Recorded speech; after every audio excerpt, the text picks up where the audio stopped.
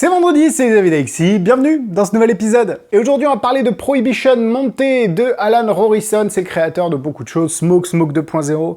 Il a eu des hauts, il a eu des bas, un peu comme Peter Higgins, même si Alan Rorison est quand même, je trouve, un peu plus créatif que Peter Higgins.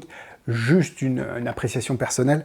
Il nous propose aujourd'hui avec de 1914, c'est un nouveau groupe de magiciens là, vous avez Ty Will Be Done, vous avez plein de choses qui ont sorti récemment, le Razor, pas le Razor Wallet, si c'est le Razor Wallet, non. Le Shadow Wallet en fibre de carbone ou en cuir qui est très bien aussi. Donc voilà, c'est très intéressant à ce niveau-là. Et Alan Rorison s'est associé avec cette nouvelle boîte de production pour créer le Prohibition Montée.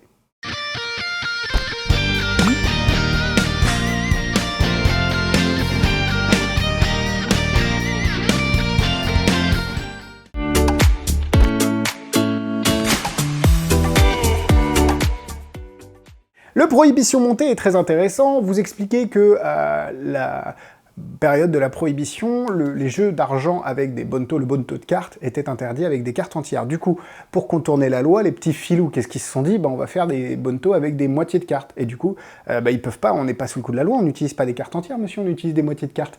Donc c'était très intéressant sur la présentation, et derrière, évidemment, vous commencez à faire ce bonto à deux cartes, une carte rouge, une carte noire, et le spectateur ne trouvera jamais la bonne carte. Et le final, qui est très intéressant, c'est que ces deux morceaux de cartes fusionnent, ils peuvent être signés et sont laissés à l'examen et en souvenir au spectateur.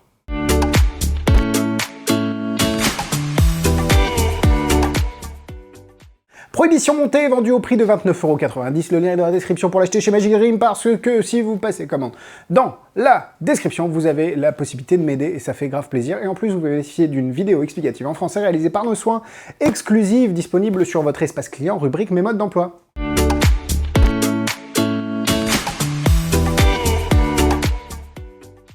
Avant d'ouvrir cette jolie boîte, parce qu'il faut dire que les 1914 ont toujours une qualité de production, de packaging et de boîtage super intéressant, n'hésitez pas à vous abonner, allez-y. Regardez, je fais un petit tour sur moi-même et à la fin du petit tour, vous êtes abonné. Regardez, vous n'avez pas fini, j'en refais un deuxième, et voilà, vous êtes abonné, merci beaucoup à vous. Qu'est-ce qu'il faut pas faire, putain. À l'intérieur de la boîte, vous avez, hop, alors c'est vrai que la boîte en elle-même ne sert à rien, parce qu'à l'intérieur, vous avez un jeu de cartes. Donc, bon... Oui, marketingment parlant, c'est très intelligent. Maintenant, sur le côté utile de la chose, ça ne sert à rien. Bon, les protéger, peut-être. Vous recevez pas mal de cartes, alors je peux pas tellement vous les montrer. Vous recevez ici des cartes comme ça, qui sont des cartes souvenirs, parce que c'est comme ça que le spectateur va recevoir sa carte à la fin. Et vous recevez des cartes un peu différentes, gimmicks, qui vont vous permettre d'utiliser l'objet, de créer votre gimmick pour pouvoir faire le bonto. Globalement, la qualité des cartes est bonne. Alors, c'est pas du bicycle, et puis le dos, c'est pas du bicycle non plus. La qualité, c'est pas du bicycle. Mais ça reste très utilisable, sans problème. De toute façon, vous n'allez rien faire avec que le bonto. Et le donner en souvenir n'a aucun problème. Vous recevez à peu près une vingtaine, je dirais, de cartes à donner en souvenir. Et derrière, vous recevez 5 ou 6 cartes gimmick, même si le gimmick, vous l'utilisez, vous pouvez le réutiliser. Là où ces cartes-là, c'est quand même mieux de les donner en souvenir, même si vous n'êtes pas obligé. Donc globalement, pour 30 €, c'est quand même pas mal du tout. Vous avez des recharges, mais le problème, l'idée, c'est pas forcément de donner le tour à l'examen et en souvenir, donc vous n'êtes pas obligé d'utiliser ces recharges à chaque fois.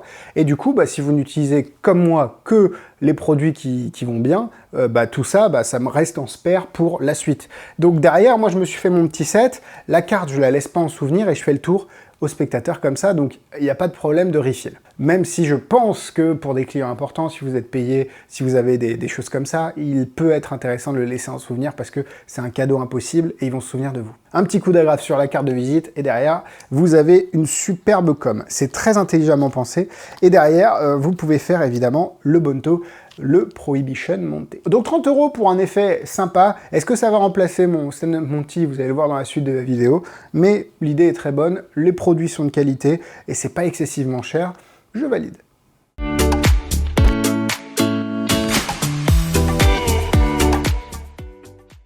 Du coup, l'idée, c'est de montrer que vous avez deux moitiés de cartes. Vous avez un 2 de cœur et une dame de pique. Et avec ces cartes-là, donc c'est des cartes déchirées parce que la prohibition, tout ça, on va retirer par exemple. Imaginez qu'on retire le 2 de cœur, ici. On prend le 2 de cœur, on le met dans la poche. Non, attendez, on va le remettre. On va le remettre parce que ici, avec le 2 de cœur, ici, on va pouvoir faire quelque chose. Regardez, si par exemple, si, je dis juste, hein, je prends la dame de pique, et que je la mets dans la poche. À votre avis, où est la dame de pique? Dans la poche? Non, non, dans la poche, j'ai le 2 de cœur, c'est-à-dire que la dame de pique est revenue ici. Donc ça, c'est l'effet de base, et ce que je reproche à la routine, mais j'y reviendrai parce que là, je pars un petit peu dans la critique, c'est que cet effet, il est répété 2 ou 3 fois. Pour moi, c'est trop. Si vous voulez changer d'effet, enfin, si vous voulez répéter un effet, à la limite 2 fois en utilisant une présentation différente, mais là, le problème, c'est que si vous le faites 3 fois de suite, le spectateur va être blasé, il ne gagne jamais, il n'y a aucun intérêt. Et le dernier effet, donc du coup, vous êtes là, je ne sais plus comment il fait, ah oui, il vient ici, il dit par exemple, alors attendez, que je le fasse bien, parce que je ne veux pas faire de... Donc j'ai le 2 de cœur ici, j'ai la dame de pique ici, regardez, on va enlever le 2 de cœur, et la seule fois où vous pouvez gagner, c'est quand je vous dis que le 2 de cœur est dans la poche. Là, je vous dis que le 2 de cœur, oui, le 2 de cœur est dans la poche, hop, juste ici. Là, le spectateur vient signer le 2 de cœur, vous remettez le 2 de cœur dans la poche, à votre avis, où est la dame de pique? La dame de pique est là. Et non, la dame de pique, les amis, est dans la poche. Wouh! Le spectateur signe la dame de pique. Ensuite, vous venez prendre les 2 cartes ici et vous voulez les mettre dans la main du spectateur. Et évidemment, quand le spectateur ouvre la main, oh mon Dieu, les cartes ont fusionné, c'est incroyable. Et elles sont signées. Donc, vous avez vu que la routine, j'adhère pas à cette routine. J'ai un problème. Alors, le tour est très bon. Il n'y a pas de souci. Mais la routine, je la trouve complexe, en fait. Alors peut-être que c'est parce que je suis tellement habitué à Stand-Up Monty que j'ai du mal à... Mon cerveau a du mal à se mettre en mode apprends une nouvelle routine, mais je trouve ça quand même complexe pour l'effet que ça permet de faire.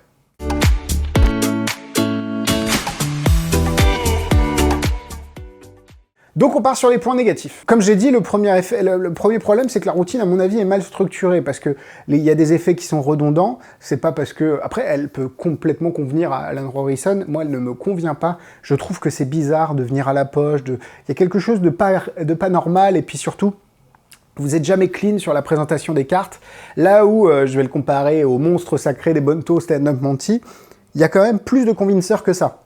Là, vous avez les gimmicks et c'est tout.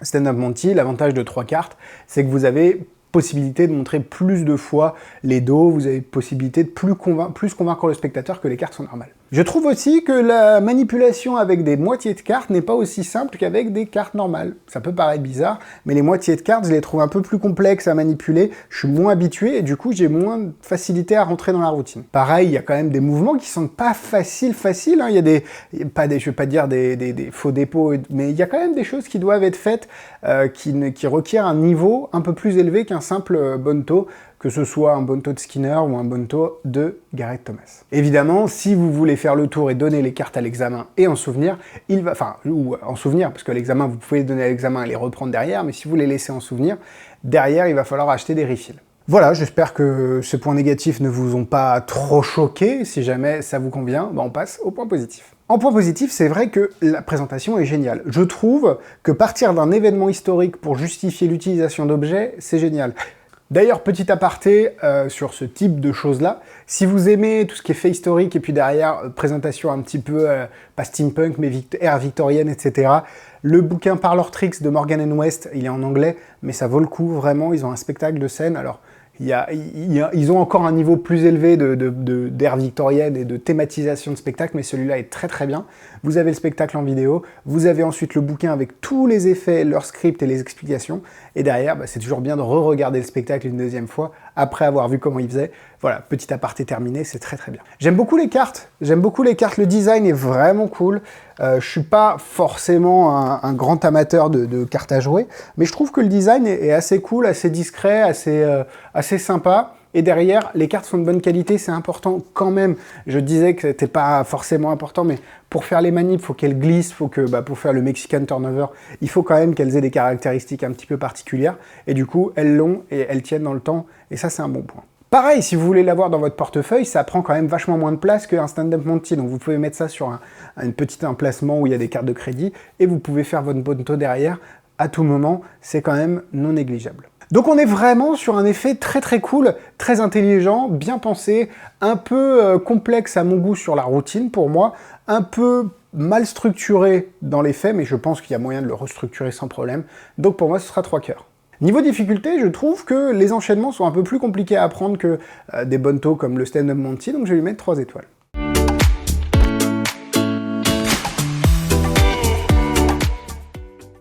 En produit similaire, évidemment, vous avez le Gareth Thomas, le roi, stand-up Monty, vous pouvez aller le voir et l'acheter sans vous les yeux fermés, je l'ai dit 14 fois sur cette chaîne, mais vraiment c'est un de mes chouchous.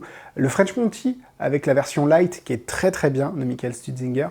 Vous avez évidemment les Bonto classiques de Michael Skinner, c'est un des premiers que j'ai acheté à la boutique Holodécor à Nantes, ou c'était à Bracadabra, je sais plus, bref, en tout cas, c'est un des premiers produits que j'ai acheté et qui est cher à mon cœur aussi. Donc voilà, allez voir tous ces Bonto, si vous en avez d'autres, n'hésitez pas à les mettre en commentaire. Voilà, la vidéo est terminée, merci à vous de l'avoir suivi, Instagram, YouTube, Facebook, tout est dans la description, n'hésitez pas à aller nous suivre sur les différents réseaux sociaux, il y a même tous les produits à vendre sur Second Hands, donc vous allez voir tout ça, et on se dit dans les commentaires, qu'est-ce qu'on se dit? Ah, je crois que la semaine dernière, j'ai pas dit qu'on disait un commentaire. Et ben là, on va dire, bientôt la rentrée, ça fait mal aux pieds. Voilà. Oui, parce qu'on essaie de faire des rimes, parce qu'on essaie d'être un petit peu original. Voilà, c'est tout. À la semaine prochaine pour une nouvelle vidéo. Oh, il n'y a plus rien qui va. Allez, salut. Bisous, bisous.